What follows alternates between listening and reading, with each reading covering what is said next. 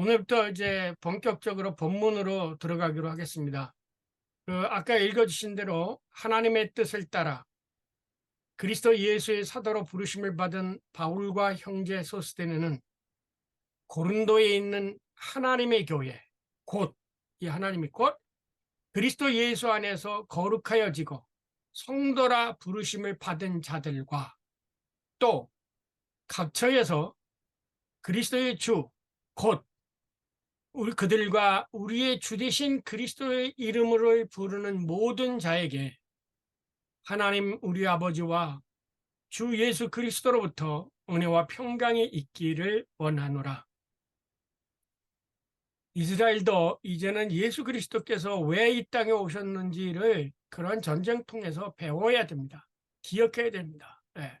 자, 사도로 부르심을 받은 바울이라겠니? 여기 뭐냐면 예수의 사도로 부르심을 받은 바울과 형제 소스데네는 이게 이제 주어져요. 그러니까 여기서 이 서신이기 때문에 전경현 교수님은 당시 일반적인 서신에 따르면 편지 서두에 발신인과 수신인을 언급하는 것이 관례라고 합니다. 그래서 사도 바울이 편지 쓰는 사람 누가 쓴다 라는 것을 표시하는 게 예수 하나님의 뜻에 따라 그리스도 사도로 부르심을 받은 바울과 형제 소스데네서가 이 편지를 쓴다라는 뜻이죠. 그러니까 여기에 발신인은 바울과 형제 소스데네죠. 예. 따라서 고린도전서의 발신인은 자신들을 누구로 소개하느냐면 하나님의 뜻을 따라 그리스도 예수의 사도로 부르심을 받은 바울과 소스데네라고 소개합니다. 이제 여기서 이 편지를 쓰는 사람이 누구다? 여기서 발신인인 바울과 형제 소스데네 두 사람으로 되어져 있습니다. 이 편지의 그렇기 때문에 이 편지가 사적 편지가 아니라 공식 편지라고 하는 것을 표명한 것이라고 알 수 있다. 고린도 전서는 바울 개인의 편지가 아니라 교회 공동체의 공식적인 편지라는 것입니다. 그런데 여기 리츠만 같은 사람은 고린도전서는 바울의 사사로운 편지로서 공관서가 아니다. 이게 그렇게 편지를 합니다. 이 사람 이렇게 해석하는 사람도 있어요. 그러나 정경현 교수님은 그거에 반대해서 꼭 공식적인 편지라만 할 수는 없지만 사도의 칭호를 사용하여 공적인 특정 목표를 지향하는 편지다라고 이제 정경영 교수님은 리츠만하고 이 고린도전서에 대한 다른 이해를 가지고 있습니다. 그러나 대부분의 사람들은 사울이 쓴 편지를 사적 편지로 이해하는 것이 아니라 교회에 보낸 편지이기 때문에 이 편지를 거의 다 공적 편지라고 말을 하게 되었습니다. 이와 상응하게 수신인도 개인이 아닙니다. 개인이 아니라 뭐라고 되어 있냐면 고린도에 있는 하나님의 교회 공동체 구성원들입니다. 그래서 2절에 뭐라고 되어 있냐면 고린도에 있는 하나님의 교회, 다시 말하면 그 교회를 여기서 이제 설명해 놓은 거죠. 곧 그리스도 예수 안에서 거룩하여지고 성도라고 부름을 받은 자들. 그러니까 고린도에 있지만은 성도라고 부름을 받은 사람들. 또 여기서 각처에서 꼭 그 고린도 교회만 아니라 각처에서 우리의 주, 곧 그들과 우리의 주가 되신 예수 그리스도의 이름을 부르는 모든 자에게 편지하노라 그러는 거예요. 그래서 수신인도 한 개인이 아니라 공동체, 더 구체적으로 얘기하면 성도들, 그리고 각처에서 예수 그리스도를 주님이라고 부르는 모든 사람들에게 이 편지를 쓴다는 거예요. 그렇기 때문에 오늘 우리가 읽죠. 그렇지 않으면 사적 편지 같으면 뭐 우리가 대상자도 아닌데 읽을 필요가 없지 않겠습니까? 그래서 이것은 공적 편지다라는 것이 발신인과 수신인이 모두가 다 공적인 사람들이다. 두 사람이고 편지를 받는 사람들도 고린도 교회에 있는 하나님 교회의 성도들 뿐만 아니라 고린도 교회가 아니라 각처에서 예수 그리스도를 우리의 주 대신 우리의 주라고 부르게 됐다는 거죠. 자, 여기서 우리가 그냥 넘어가는데요. 여러분이 신약 성경을 읽거나 특히 서신을 읽게 되어지면 주 예수 그리스도라고 하는 말을 많이 하죠.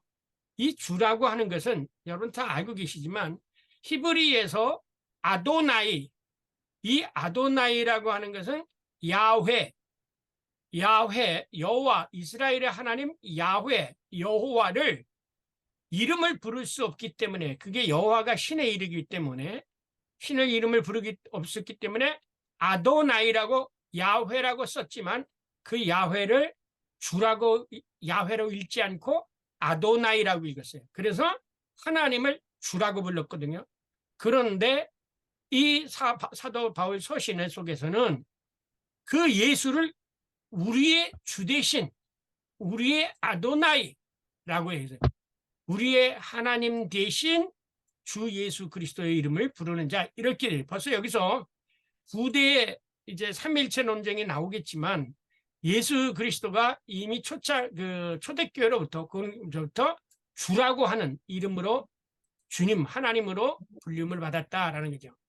자, 발신인 바울은 자신을 소개할 때 어떻게 소개하냐면 하나님의 뜻에 따라 부르심을 받았고, 이게 자기가 부르심을 받은 것은 하나님이고, 그리고 자기가 지금 역할을 하는 것은 그리스도의 사도로 역할을 한다 이거죠. 그러니까 나를 부른 것은, 사도가 바울이 뭐냐면 나를 불러주신 것은 하나님이고 지금 내가 하고 있는 역할은 그리스도의 사도의 역할이다라는 뜻이죠. 그래서 자기를 소개할 때 나는 하나님으로부터 부름을 받은 그리스도의 사도된 사람이다, 이렇게 말을 하는 거죠. 그러니까 벌써 사도 바울의 소위 그 자의식이 뭐냐, 나는 그리스도의 사도고 하나님으로부터 부름을 받았다라는 뜻입니다. 여기서 우리는 바울이 생각한 이 사도관을 엿볼 수가 있습니다. 이게 사도가 되려면, 이 본문에 의하면 사도는 하나님에 따라서 부름을 받은 자야 사도가 되는 거예요. 그래서 옛날에는, 구약에는 이렇게 하나님의 뜻에 따라 부름을 받은 사람을 뭐라고 그랬어요? 프로페트라고 그랬었어요. 그래서 이것을, 그 프로페트라는 것을 우리가 잘못 번역해가지고 예언자라고 번역을 하는데, 그것을 앞에서 미리 시간적인 면에서 해석한 거예요. 이게 서구 헬라 문화권에 가서 프로페트라는 말을 그리스의 사고로 번역을 해가지고 시간적으로 앞당겨 얘기한다, 그래서 선지자다 뭐 이렇게 번역을 했는데, 그게 아니라 히브리적인 이 맥락에서는 프로페트는 대언자예요. 그러니까 왕이 얘기할 것을 대신 얘기하는 대변인. 그래서 저는 이 프로페트라는 말을 예언이라고 안 쓰고 자꾸 대언자라고 쓰는데, 부름을 받은 자, 클레토스라는 거죠. 그러니까 사도는 하나님의 소명. 그래서 마틴 루터는 뭐냐면 소명론에서 소명이 뭐야? 부름 받은 게, 모든 사람들은 다 하나님으로부터 부름을 받은 사람이다, 그 직업으로. 그래서 모든 직업은 하나님 앞에서 다 신성하고 평등하다. 그러나 하나님의 일을 맡은 사람들은, 특별히 다른 것은 세상의 일을 하기 위해서 부름을 받았지만, 사도는 하나님의 일을 맡기 위해서, 하나님의 일을 행하기 위해서 부름을 받았기 때문에 그 부름은 스페셜 콜, 특별한 부름이다 라고 루터는 해석을 합니다. 그래서 세상에 여러 직업이 있죠. 많은 직업이 있지만 목사는 특별한 직업입니다. 루터에 의하면 특별히 하나님께서 각자가 주어진 세상의 일을 위해 숨기지 않고 하나님의 일을 하기 위해서, 복음을 전파하게 하기 위해서 부름을 받았기 때문에 목사는 스페셜 콜, 특별한 부름이다, 이렇게 루터가 얘기를 하고 있습니다. 그러니까 사도 바울도 여기서 나타나죠. 나는 그냥 사람이야, 너 이것 좀 해라 해서 부른 게 아니라 하나님께서 불렀다 이거야. 자, 이것은 전경영 교수님에 의하면 다메섹으로 가는 도상에서 부활하신 예수를 만난 사건을 이제 암시해 준다, 이렇게 생각합니다. 왜냐하면 자기가 왜 하나님으로부터 부름을 받았다고 생각했냐. 예를 들면 모세는 호렙산에서 직접 부름을 받았죠. 모세야 하고. 예를 들면 사울도 사무엘 같은 것도 사무엘아 부름을 직접 받았어요. 그러면 사도 바울은 언제 하나님에게 부름을 받았느냐? 그것을 생각해 볼 때 사도 바울이 하나님으로부터 부름 받은 것은 바로 다메섹 다메섹으로 가는 도상에서 길 위에서 부활하신 분을 만난 그 사건으로 인해서 자기를 하나님으로부터 부름을 받은 자라고 이 사도 바울이 자기를 소개하고 있다는 것입니다. 왜냐하면 바울은 그리스도의 예수의 사도로 자기를 규정하고 있습니다. 나는 예수 그리스도의 사도다. 그래서 바울은 자신의 다메섹 도상에서의 사건을 우발적으로 된 것이 아니라 하나님의 뜻에 따라 일어난 것이라고 생각을 하였습니다. 자, 여기서 중요한 건 여러분 목사님이시고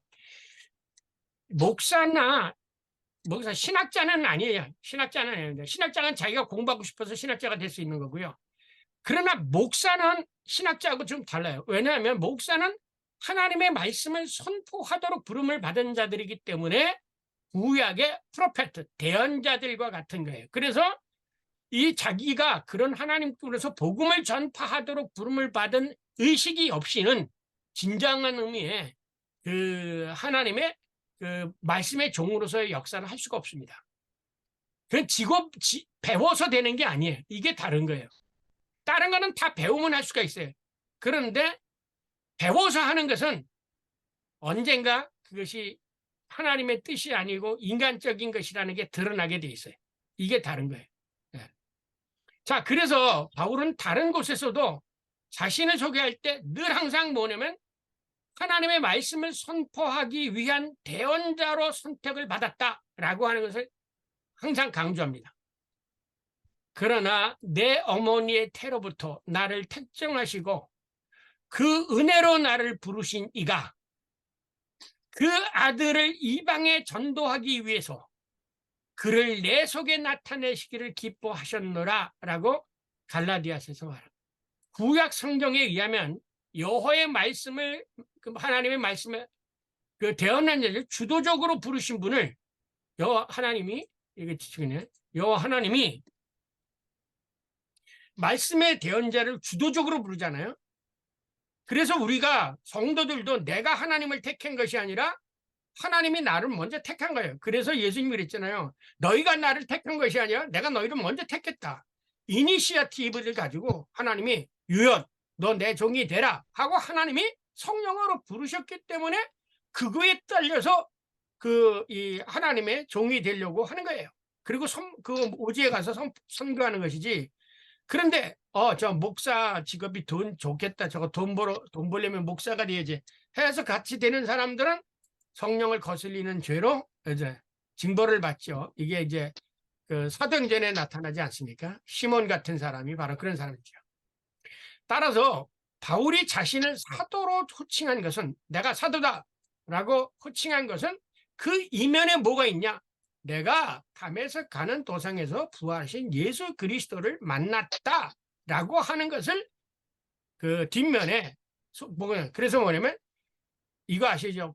사도행전 사울이 길을 가다가 다메섹에 가까이 이르매 호련히 하늘로부터 빛이 그를 둘러 비추는지라 땅에 엎드러져 들음에 소리가 있어 이르되 사울아 사울아 네가 어찌하여 나를 박해하시냐 하거늘 대답하여 주여 누구시니까 하시되 나는 네가 박해하는 예수다. 이거를 사도행전에 보시면 사도 바울이 가는 곳곳마다 이 얘기를 많이 해요.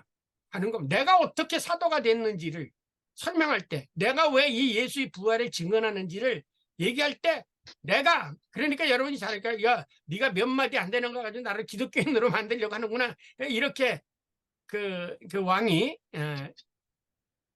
사도 바울을 비웃지 않습니까? 이런 이유에서 바울의 편지될 발신인이 사도 바울 아포스톨로스 파울로스로 되어 있는 것을 전경환 교수님은 확인시켜준다. 바울의 모든 편지에는 뭐라고 편지되어 있냐면 사도 바울이라고 표현했습니다. 내가 사도다라는 건 그것은 무슨 자기의 이제 학자들마다 그 당시 사도 바울이 사도로서 인정을 받지 않았기 때문에 자기가 사도라는 것을 강조하기 위해서 매일 사도 바울이다 이렇게 썼다 이렇게 해석하는 사람도 있습니다. 그런데 그건 잘못된 거예요. 왜냐하면 왜냐면 바울이 사도된 사건이 그냥 무슨 지가 사도가 되고 싶어서 사도가 된 게 아니지 않습니까? 다메섹에서의 이 사건, 그 바네석에서 부활하신 예수를 만난 사건이 사도 바울의 모든 신앙과 신학의 결정적인 알파 오메가라는 거. 네. 그렇기 때문에 사도 바울은 그것을 근거해서 내가 그리스도의 사도로 부름을 받았다 이렇게 말하는 거죠. 바울의 편지에서 자신을 사도 바울이라고 기명하는 것은 자신의 사도적 권위를 주장하기 위한 게 아니라, 야, 무슨 베드로만 사도냐? 나도 사도지. 이제 그렇기 때문에 이제 나중에 고린도 교회나 뭐에 가서 이제 후소에 가면은 바울이 진짜 사도냐? 뭐 이런 식으로 얘기합니다. 뭐 예수 그리스도에 계실 때 없었지 않았느냐 이런 걸 가지고 바울을 비난하게 되는데, 그때 뭐라고 얘기합니까? 내가 직접 만났다. 내가 직접 부름을 받았다고 하는 얘기를 사도 바울이 합니다. 네. 오히려 부활하신 그리스도의 부활을 강조하기 위한 것으로 이해된다. 내가 부활하신 주님을 만났다.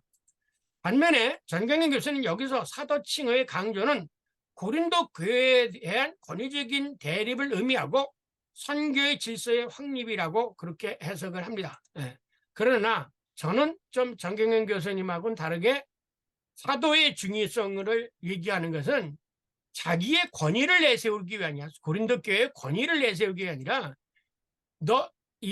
내가 부활한 그리스도를 만나서 이 복음을 전파하게 하려고 사도가 된 것이, 무슨 사도를 내가 다른 사람보다 뭐 공부를 많이 했느니 무슨 사도 예수님께 계실 때 살아있으냐, 이걸 권위로 내세우기 위한 것은 아니다.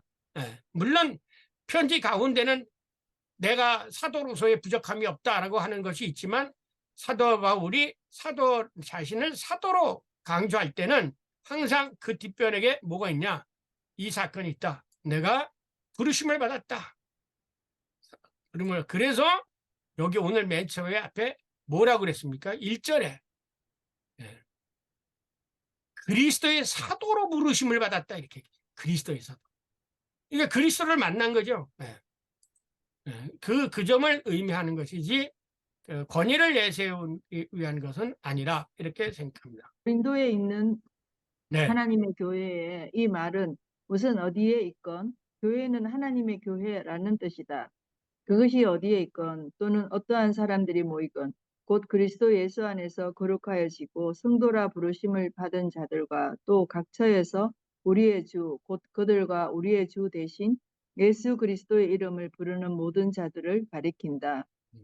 왜냐하면 고린도에 있는 하나님의 교회에 그리스도 안에 있는 성도들에게라고 동일한 격을 사용하고 있기 때문이다. 네. 그러나 고린도에 있는 하나님의 교회란 정경련 교수에 의하면 하나님의 교회는 바울에게는 어떤 장소에 있는 교회를 가리키고 아직 보편적 교회의 한 지체이거나 기초라는 관념을 갖지 않는다. 즉 여기서는 고린도 교회에 있는 개별적인 한 교회를 가리킨다고 정경련 교수는 해석한다.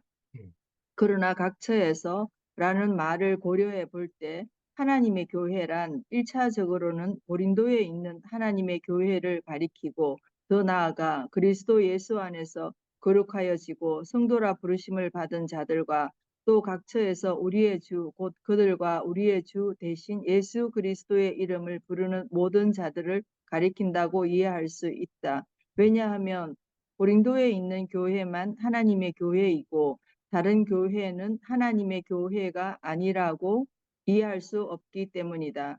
그렇다면 보다 더 구체적으로 하나님의 교회란 어떠한 교회를 의미하는가? 우선 교회란 성도가 모이는 장소이나 제도화된 조직 교회를 가리키지 않는다. 본문이 정언하고 있듯이 하나님의 교회는 그리스도 예수 안에서 거룩하여지고 성도라 부르심을 받은 자들과 또 각처에서 우리의 주 곧 그들과 우리의 주 대신 예수 그리스도의 이름을 부르는 모든 자들을 가리킨다. 이러한 정언에 의하면 하나님의 교회는 우주적 보편적 의미를 가지고 있다. 즉 예배를 위하여 모이는 곳이 어디이건 그리고 어느 곳에 있건 주 예수를 부르는 자들이 모이는 곳이 하나님의 교회이다. 예수님께서 두세 사람이 내 이름으로 모인 곳에는 나도 그들 중에 있느니라 말씀하신 것처럼 여호와 하나님이 성도들과 함께 계시는 곳이 하나님의 교회이고 예수 그리스도가 성도들과 함께 계시는 곳이 예수 그리스도의 교회이고 성령 하나님께서 성도들과 함께 계신다고 강조하는 교회가 성결교회이고 오순절 교회이다. 이상의 관점에서 보면 세상에 있는 교회는 성부, 성자, 성령, 삼위일체 하나님의 교회, 곧 성도들의 교회이다. 왜냐하면 사도 바울은 그러므로 내가 너희에게 알리노니 하나님의 영으로 말하는 자는 누구든지 예수를 저주할 자라 하지 아니하고 또 성령으로 아니하고는 누구든지 예수를 주시라 할 수 없느니라. 고린도전서 12장 3절에서 정언하고 있기 때문이다. 따라서 오늘 본문에 우리의 주 대신 예수 그리스도의 이름을 부르는 모든 자들은 하나님의 영인 곧 성령에 의해서 성도가 된 것이기 때문이다. 그래서 원시 초대 교회 공동체는 요한이 물 세례가 아니라 성령 세례를 강조하였다. 요한은 물로 침례를 베풀었으나 너희는 몇 날이 못되어 성령으로 침례를 받으리라 하셨느니라. 사도행전 1장 5절. 오직 성령이 너희에게 임하시면 너희가 권능을 받고 예루살렘과 온 유대와 사마리아와 땅끝까지 이르러 내 증인이 되리라 하시니라. 사도행전 1장 8절. 그러나 아볼로파는 요한의 세례만 주장하였다. 알렉산드리아에서 난 아볼로라. 그가 일찍이 주의 도를 배워 열심으로 예수에 관한 것을 자세히 말하며 가르치나 요한의 침례만 알 따름이라. 사도행전 18장 24절에서 25절. 왜냐하면 성령의 인도함이 없이는 참 성도가 될 수 없기 때문이다. 하나님 우리 아버지와 주 예수 그리스도로부터 은혜와 평강이 있기를 원하노라. 이미 이 말씀은 인사이다.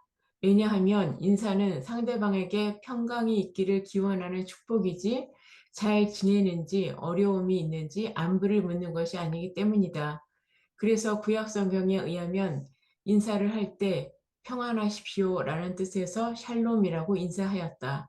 정경영 교수에 의하면 은혜와 평강은 하나님 아버지로부터이고 우리에게 주 예수 그리스도로부터 주어지는 것이기 때문이다. 한마디로 말하면 은혜와 평강, 재용서, 복은 하나님 아버지로부터 주어지는 것이다. 그래서 사도 바울은 고린도 교회 교우들에게 누가 너를 남달리 구별하였느냐?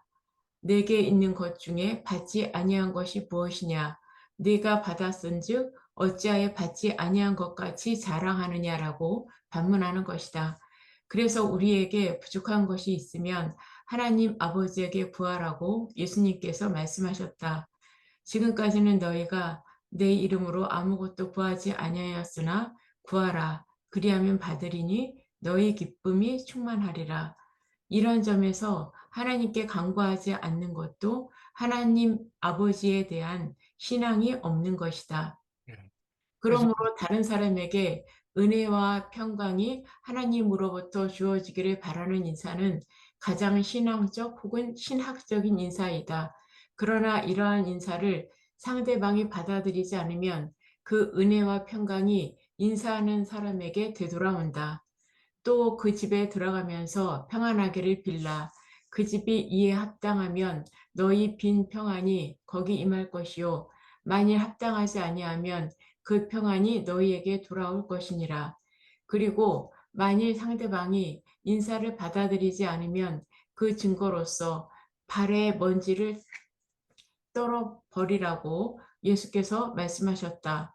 누구든지 너희를 영접하지도 아니하고 너희 말을 듣지도 아니하거든 그 집이나 성에서 나가 너의 발의 먼지를 떨어버리라.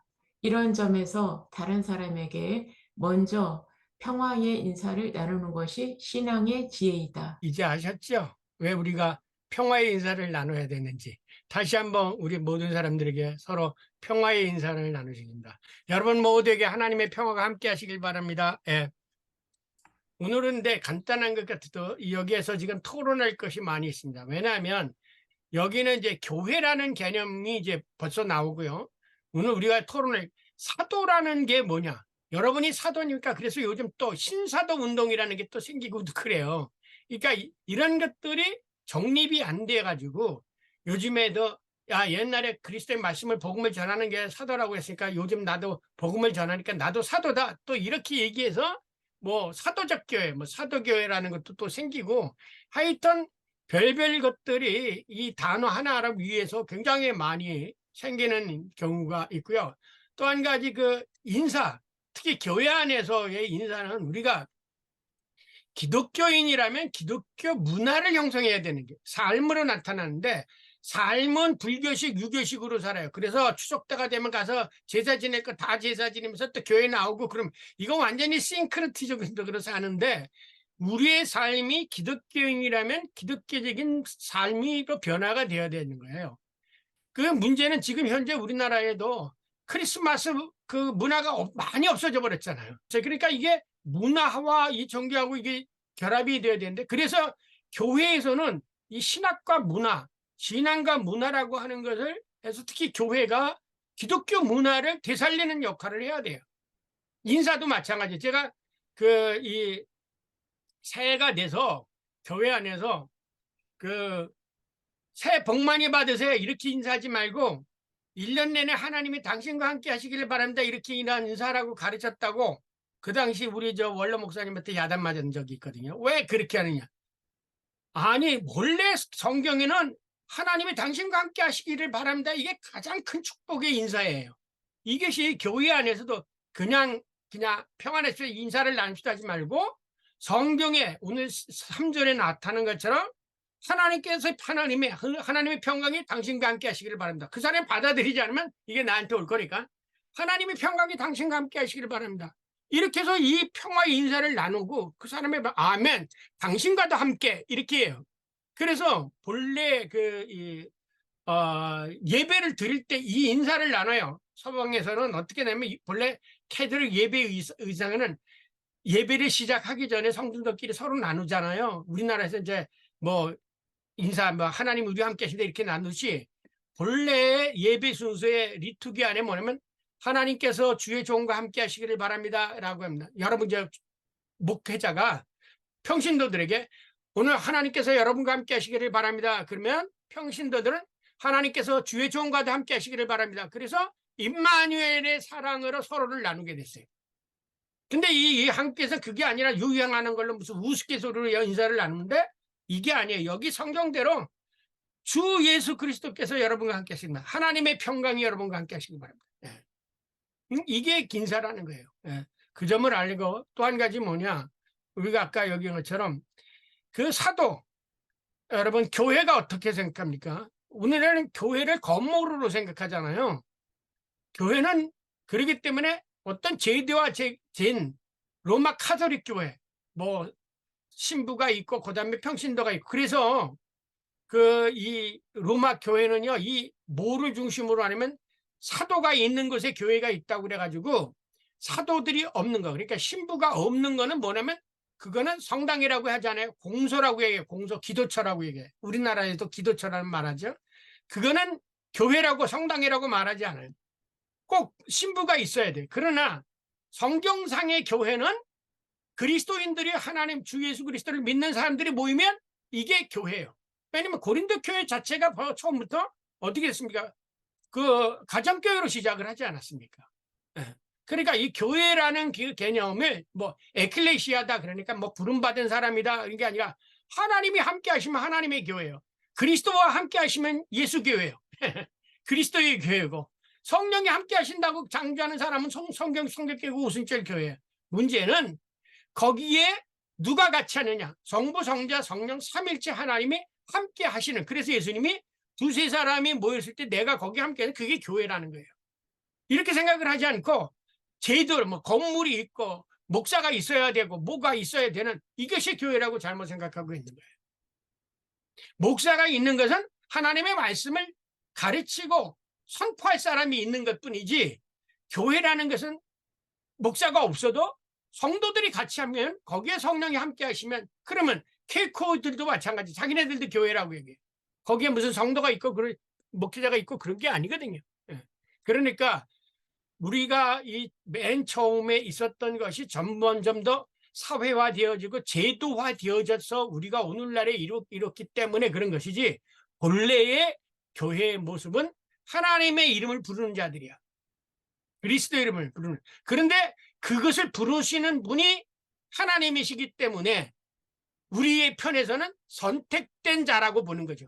그래서 하나님 우리를 부르셨으니까 우리를 가르쳐서 선택된 자라고 부르는 거죠. 왜? 사도 바울도 모든 성경을 보세요. 제자들을 누가 부르셨어요? 고기 잡는 제자들을 보고 나를 따라 내가 너를 사람을 낚는 어부가 되게 하리라고 예수님이 부르셨어요. 모세를 누가 불렀어요? 호렙산에서 하나님이 부르셨어요. 사무엘 예언자를 누가 불렀어요? 다 하나님이 부르신 거예요. 그렇기 때문에 하나님에게 부름을 받은 자들은 다 하나님을 하나님 아버지라고 부를 수 있고, 그것이 성령으로 아버지라고 부르기 때문에 모두가 다 성도인 거예요. 그런데 제도로 만들어 놓은 거예요. 인생과 사람들이 제도로 만들어 놓은 거예요.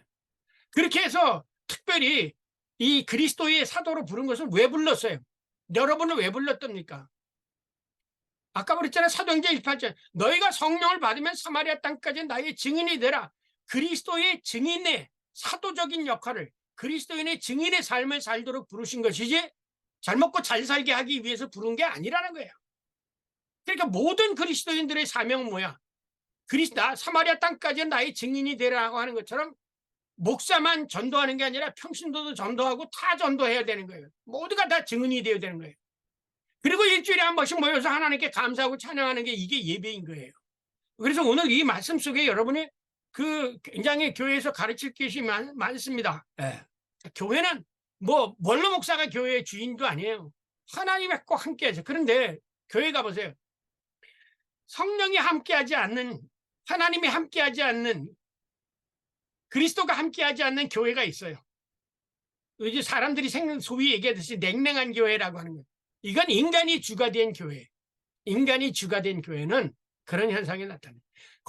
거기 안에서 성령의 역사가 안 일어나요. 성령의 역사가 안 일어나요. 말씀의 역사가 안 일어나요. 왜? 하나님의 영이 함께 하시지 않고 하나님이 그 성령으로 함께 하시지 않기 때문에. 왜? 오순절 마라가 작방에 뭐 때문에 생겼어요? 성령이 임하셔서 교회가 생긴 거예요. 성령이 안 임했다면 교회가 생겼겠어요? 그러니까 교회의 그래서 몰트만도 성령의 능력 안에 있는 교회라는 책을 그래서 쓴 거예요. 제가 보이네. 성령의 능력 안에. 교회는 성령의 능력. 또 한 가지.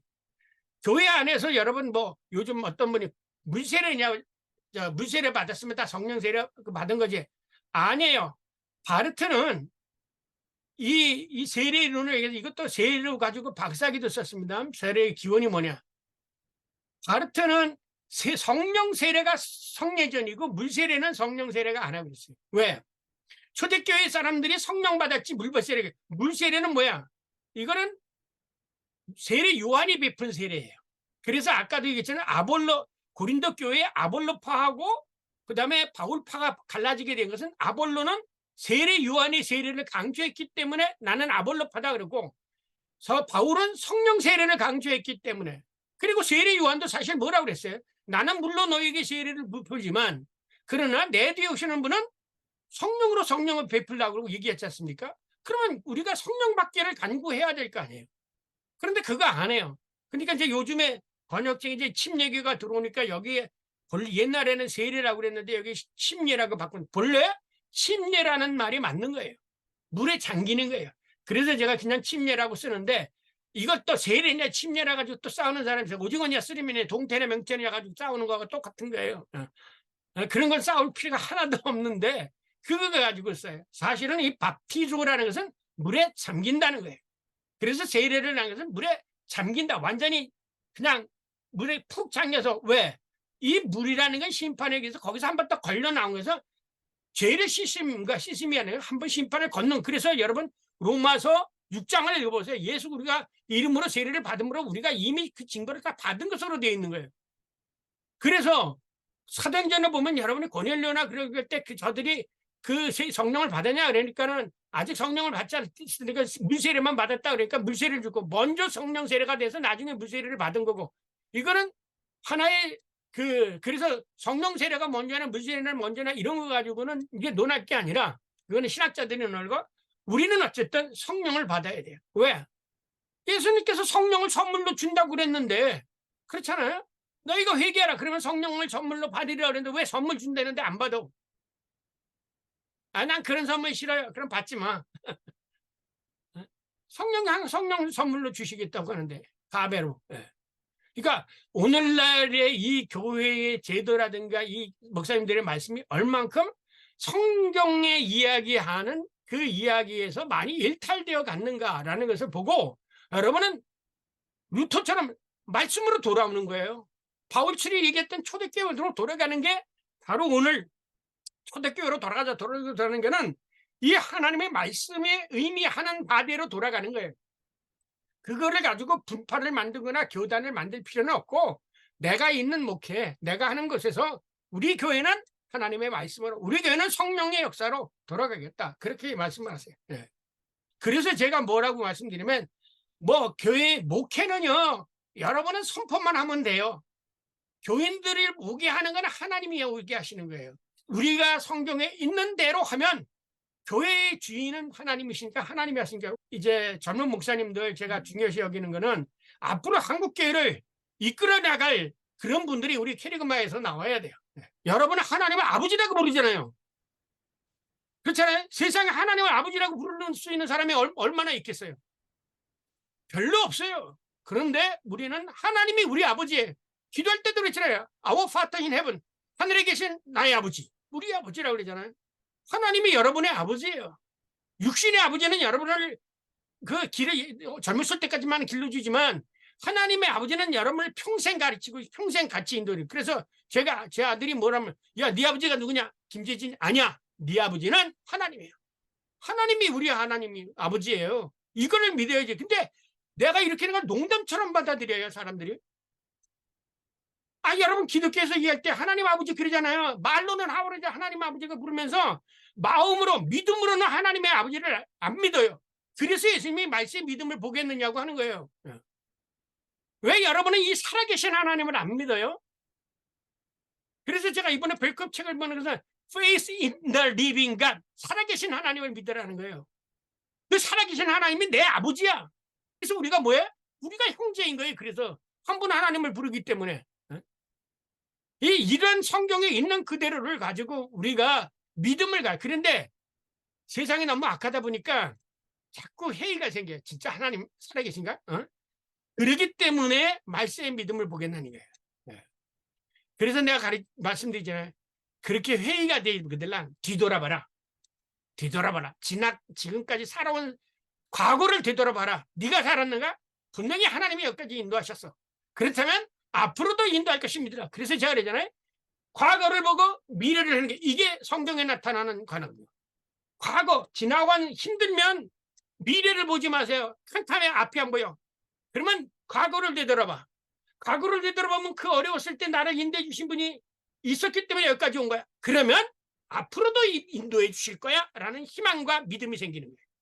기독교는 과거를 보고 미래를 희망하는 것이지 미래를 바라보고 희망하는 게 아니에요. 이거는 헬라적인 사고예요. 헬라적인 사고. 그러니까 오늘 여기서 알아야 될 거 교회나 딴 사람한테 많이 축복하세요. 하나님이 당신과 함께 하시길 바란다. 저 사람이 안 받아줘? 그럼 나한테 돌아올 거야. 축복해주고 인사하는데 침 뱉을 사람이 어디 있겠어요? 안 받으면 싫어. 가는 건도. 그러나 내가는 그 인사를 하라 이게. 왜? 예수님이 가르쳐요. 여러분 성경에서 지혜를 배워야지 지식을 배우는 게 아닙니다. 신학자들은 성경에서 지식을 배우려고 해요. 그러나 성경에서 지혜를 배워야 돼. 왜 이스라엘 사람들은요. 그 탈무드에 뭐냐면 선생님들이 아버지가 저는요. 제가 지금까지 살아오면서 독일에서부터 이 제 깨달음을 내가 이 다음에 하나님의 나라에 가면 자식에게 주려고 그를 다 써놓은 게 있어요. 대신 이게 봉했다가 내가 하나님 나라 가든 그대로 보거라. 아버지가 일평생 살아오면서 깨달은 거니까 너한테 잘못되라고 적은 건 없을 거 아니냐. 그렇잖아요. 그러니까 네가 힘들고 어려울 때는 이걸 봐라. 이렇게 쌓인 게 탈무드하고 미슈나예요. 그러니까 자기 조상 때부터 배운 거라니까 얘네들이 얼마나 우리나라 세계 사람들보다 지혜가 높고 그래요. 우리는 성경에서 지혜를 배우는 거예요. 제가 매일 아침 제 아들들에게 이 문자를 보냅니다. 예. 왜? 어쨌든 하여튼 귀로 한쪽 귀로 들리고 한쪽 귀로 나가다 하려도 수없이 듣다 보면은 귀가 떡에 대해서 기억나는 게 있겠지라는 생각으로 매일같이 아침마다 일어나서 제 아들들에게 문자를 보냅니다. 예. 그 말씀을 들 때 그래서 이제 어느 때는 이거 아버지 전에 보낸 거고 똑같네요. 이렇게 나오는 누구 있어요. 지난번에 제가 오라 에트 라보라. 오라 에트 라보라. 제가 늘 항상 강조하는 게 기도보다 앞서가지 말라. 항상 기도하고 기다려고 앞가고 기도하고 가라. 이제 이런 얘기들을 제가 인생을 살아오면서 70일 넘게 인생을 살아오면서 성경의 지혜라는 것을 이렇게 적어놓습니다. 저기에 나오는 성경에 나오는 지혜도 그건 세상적인 지혜도 있지만 세상에 살아가는 지혜를 적어서 하는데 우리는 성경에서 지혜를 배워야지 지식을 배우서는 신학자는 지식을 가르쳐요. 여러분은 목회자는 지식을 가르치는 사람이 아니라 지혜를 가르쳐요. 성경의 지혜를 가르쳐요. 중요한 거가 오늘 여러분이 여기 있어요. 교회가 뭐냐? 교회 숫자 아닙니다. 하나님을 믿어야 교인이에요. 하나님만 믿는 사람이 무슨 교회예요? 교인이에요. 우리는 그리스도인을 만들기 위한 것이지 교회의 숫자를 늘리려고 하는 게 아니에요. 하나님을 믿으세요. 목회에서 하나님을 안 믿으면 어떡합니까? 하나님을 믿고 선교사님 그랬잖아요. 지난 편 목사님. 나는 씨를 뿌린다. 이런 생각해. 씨를 뿌리는데 물 준 사람은 누구는지 모르지만 자라게 하는 건 하나님이라고 했잖아요. 사도 바울 여기 나오잖아. 그 뒤에 고린도서 뒤에 나옵니다. 나는 씨를 뿌렸고 아볼로는 물을 줬고 자라게 한 것은 하나님과 교회를 자라게 하는 것은 하나님이지 내가 아니에요. 나는 열심히 좋은 씨앗만 뿌리는 거예요. 그 좋은 씨앗이 뭡니까? 이게 복음을 뿌리는 거죠. 예수 그리스도에 관한 복음을 뿌리는 거예요. 이 작업을 하게 되면 여러분 소문이 납니다. 보이지 않게 소문이 나요. 이게 광고보다 더 길거리에 가서 무슨 예수 믿으세요 무슨 해가지고 티시 나눠주고 하는 것보다 훨씬 나요. 한 사람의 말의 간접, 한 사람의 말이 전해지는 것이 100사람에게 이거 나눠주는 전도지 나눠주는 것보다 훨씬 좋습니다. 거기 속에서 성령의 역사가 되는 거예요. 내가 오늘 설교하는 것으로 한 사람만 거기서 은혜를 받아도 된다라고 생각하고 하게 되어지면 문제가 없는 거예요.